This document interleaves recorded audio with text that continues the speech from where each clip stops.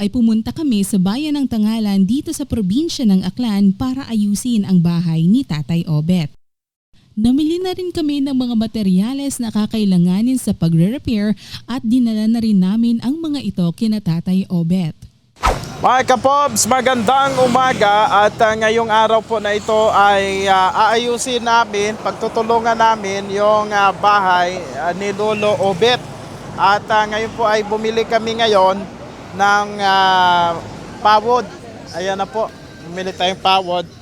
Maraming salamat kay kapobreng Mama Rola Jordan ng Texas. Ayan, bumili na kami kay Sir ng pawid. Kay gusto man ni Lolo Obet na pawid man para hindi daw mainit. Bumili tayong 100 piraso. Thank you po Mama Rola. Maraming salamat po. Kasi the moment na napanood niya yung video, nag-message siya sa amin, automatic nagpadala siya. Sabi niya, ipaayos niyo yung kalagayan ni Lolo. So thank you ma'am At saka si Ma'am Ibaloy, magpapadala din daw siya. Thank you very much po ma'am. Ayan.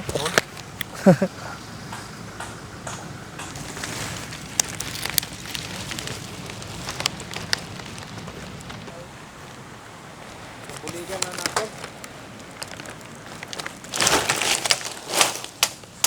Si Lolo, nga matapos. Temprano, patay ka, nag-umpisa siguro. Magulang na. No! Hi! Good morning! Oh, dito na yung mga tawod.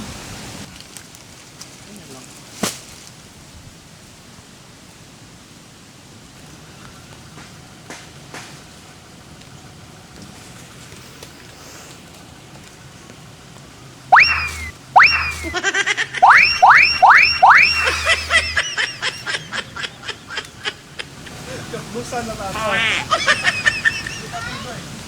Hindi makakaya si Renz. Nahihina ang resistensya.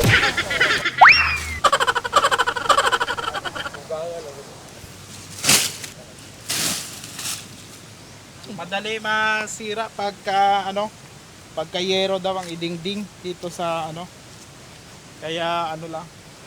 Tawod. Bukod sa manugang ni Tatay Obet ay katulong din natin si Kuya Ray sa pag-aayos ng munting tahanan. So ito yung inuna ni Tatay nung nakaraan daw na inayos. Kasi nga busy rin talaga sila sa paghanap buhay. Siyempre kung hindi rin sila makapangisda, wala rin silang pagkain. So yan ang pangbili ng bigas. Kulang sa kahoy Kulang sa kahoy? Oo. Saan pa mo kinuha mga kahoy tay? Dito lang. Kahapon agad? Isang araw pa. Preparar mo talaga ito. Talagang inuunti-unti mo, no? Oo. Yun, hinati-hati lang yung oras Oo. Doon sa panagat. Lambat. Yan yung lambat mo. Oo. Ikaw lang isa Marami panagat. rin Oo. Ganun talaga yan, no? Tutulungan. Oo po. Party-party na rayon. Minsan may huli masugpo. May mga ganyan palang huli kayo. Ay, matibay man yung haligi niya. Malalaki man, no? Yung dyan na haligi niya, oh. Ito parang kusina to Oo. Wala nang laman yung mga butong. Pusa. May pusa on gali. Yun, masaka ang madugdugan doon. Oo. Hay, may mabaklan kita at butong. Suban mo ba? Ilang kawayan? Ito siguro ay ubran pa nga nabigaraw. 10 kawayan. Sige. Magbili muna kami ng kawayan mga kapobs pagpalit doon, no? Para ma-repair kita talaga ng maayos yung kubo. Kumusta ikaw, Lo? Ayuso naton ha. Para hindi ikaw malisdan. Hamat may sanduko karon na. May armas kating.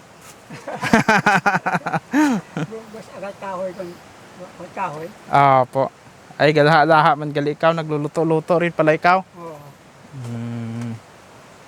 Ay sige.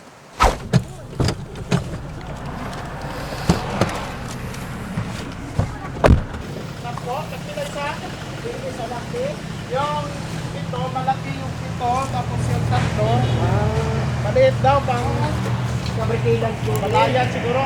Ito siguro pang bagayan siguro na matibay din. Opo, sa kubo niya, bahay kubo. Ano kasi ito, pag makapal, pag bagayan, Yung. kailangan kasi makapal. Magkano lahat yan? Ano lang ito, 7, 1, 4, at saka yung tatlo, ano lang, 1,7. 1.7. Sige. Ay, ratan pagali. 2, 4, 5. Up ka, bye-bye, up ka. Opo. Ayan.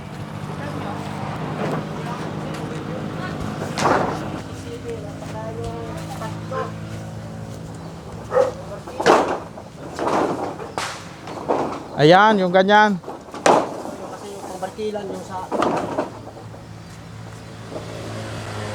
Galing pa siguro sa Munlaki ito ay. Oo. Yung iba nito aking tanim, binibili ko rin sa kanila. Hirap kasi. Opo. Mahirap yan i-harvestin. 1,860. Sige, bayaran mo, te. Sa sponsor namin yan nagpadala siya Kaya, kita man yung sponsor kung magkano binayaran natin.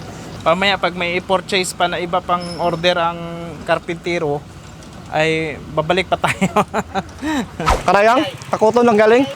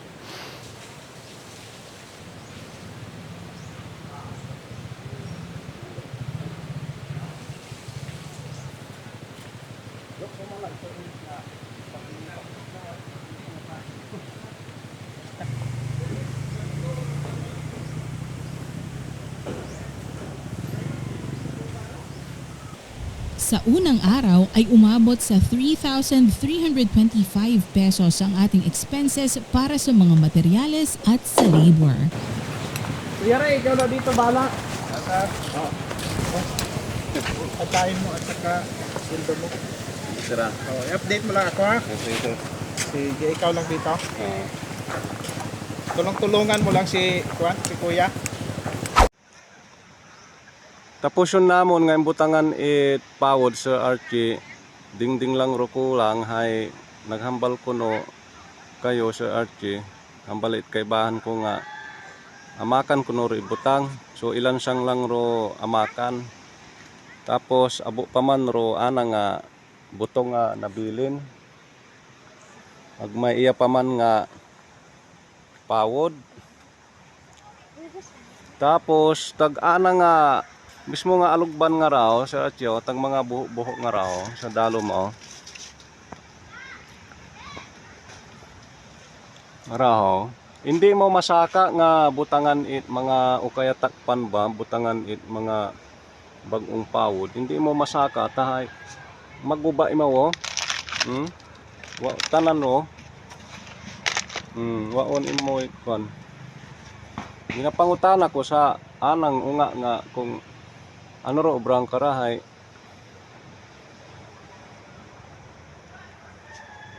Ano no?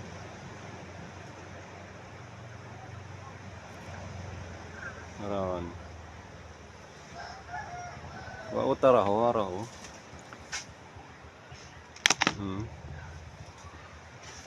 Hindi mo maksaka sa achi nga butangan ni takpanduyo no. Kailangan hay mabag-o ba? Bag-o ana nga ulo nga butangan, bag-o tanan ba? Daya. Pero ana nga aligi, okay mataro aligi na ho matibay. Sumunod na araw ay napagpasyahan namin na magpagawa na lang ng bagong kubo para kay Tatay Obet. Napag-alaman kasi natin na marupok na ang mga kawayan na unang ginamit sa kanyang kubo. Kaya sa aming pagbalik ay namili ulit kami ng mga karagdagang materyales na gagamitin sa paggawa ng bagong kubo ni Tatay Obet. Umabot naman sa 5,350 pesos ang ating expenses para sa materyales at labor para sa pangalawang araw ng paggawa ng bagong bahay ni Tatay Obet. Nagsama na rin tayo ng isa pang karpintero para mas mapabilis ang paggawa ng bagong kubo ni Tatay Obet. So yan, magandang umaga, mga kapobre, at ika-day 2 po ng aming pagbalik dito sa bilihan ng mga materyales. Kahapon nakailang balik din kami dito kasi nga dumagdag kami ng kawayan at may mga dinagdag pa para po sa mga pangailangan ng kubo ni Lolo Obet o ni Tatay Obet. Ngayon po ay bumalik ulit kami.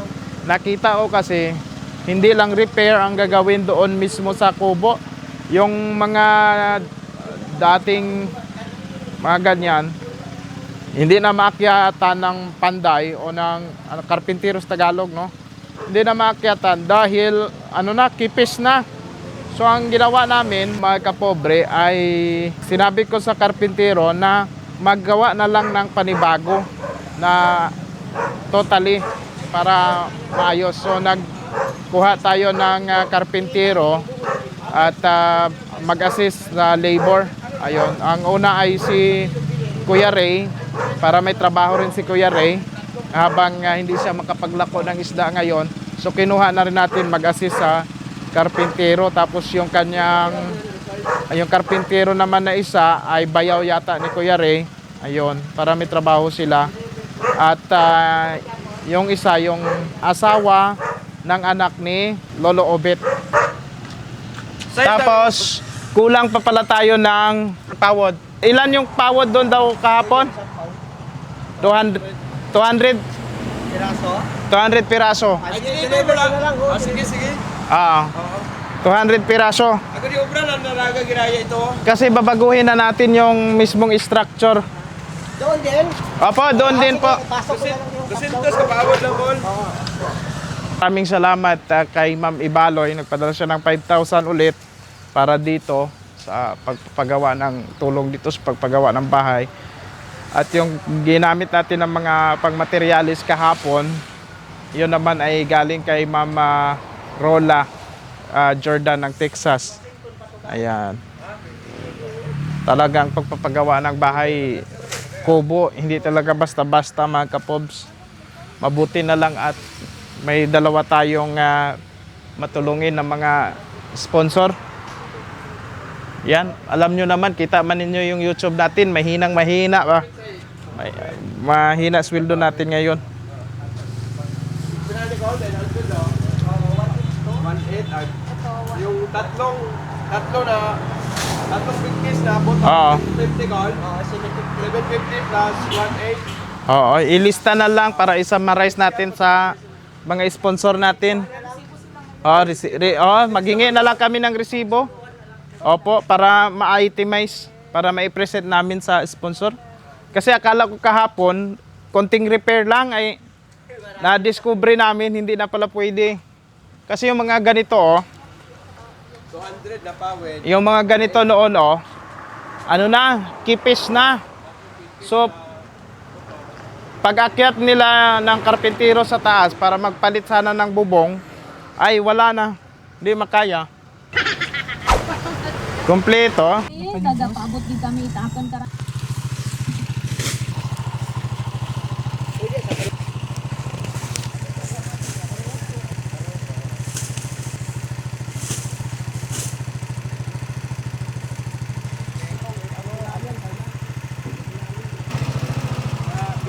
Binago. Iniba na natin, dito na. Tapos isumpay raya ho. Kulang pa tayo kawayan? Pila? Anom? Maintok. Anom ko nga maintok? Oo. Bayaran na para Makaroon ho ba? Makara? Sige. Oo. Bayaran na dito Sige. para i-deliver mo na lang. Ara, panugo mo, pwede ho. Panugo. Pila rato ay pila? Ano man lang, 600. 600. Resibo ng additional ko lang Mabalik man imaw. Sige ma'am, sir. Sige ha. Thank you kit kuya. Apo. Si Kuya Ray at saka si Kuya Rinso. Tara sa kusina kampi.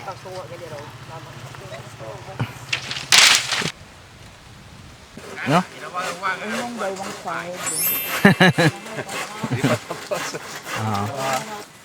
Merinda.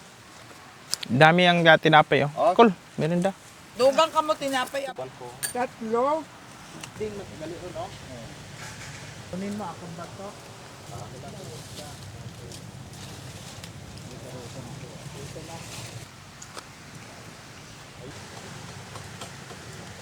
So ayan, oras natin ay alas 4:30 na ng hapon. Ika-day 2 po ngayon ng pag-aayos ng bahay kubo. Ngayon nga po ay may bubong na ito at bukas siguro ay malalagyan na to ng dingding. Sa tulong po ni Kapobreng Rola Jordan ng Texas at saka si Ma'am Ibaloy ng Adelaide. So dalawa sila, nagpadala sila ng tig 5,000 pesos kay Ma'am Ibaloy, 5,000 pesos plus din kay Mama Rola. So 10,000.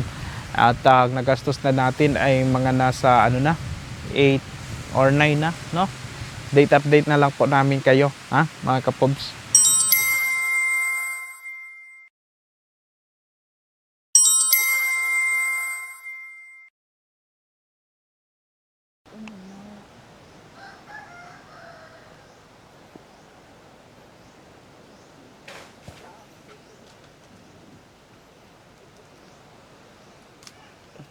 Gano ikaw lo?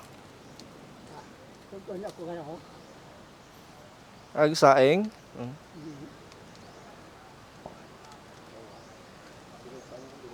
Panghapunan?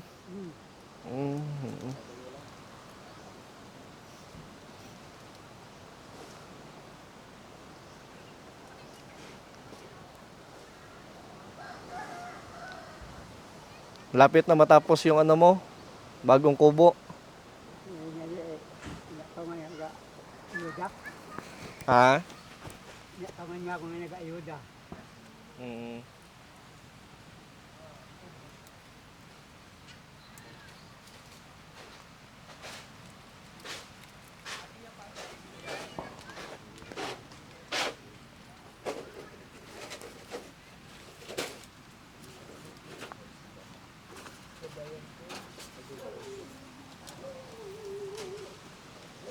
Ano na luto ni tatay? Ano na luto mo tay? Kanin. Saging? Kanin. Kanin? Maaga pa ikaw magluto? Ay, maluya lang ng mata. Mahina ng mata. Tay. Kasya man aton nga ano? Kasya? Kasya man dali. Ayan, mabubungan na, mga kapops. Panday ko grabe. Ha? Panday ko grabe. Oo.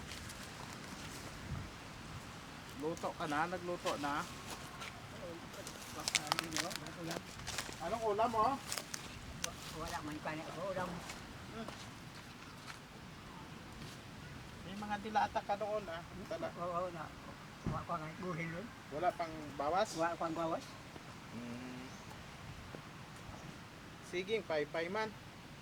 Hindi niya kalayo. Hindi mag-apoy? Bakit? Baka lapas man tong kahoy mo. Magpasikali. Inulan na bingat ay wapat kahoy. Kanina pa yan? Dali lang. Dali lang. Dali na lang maluto.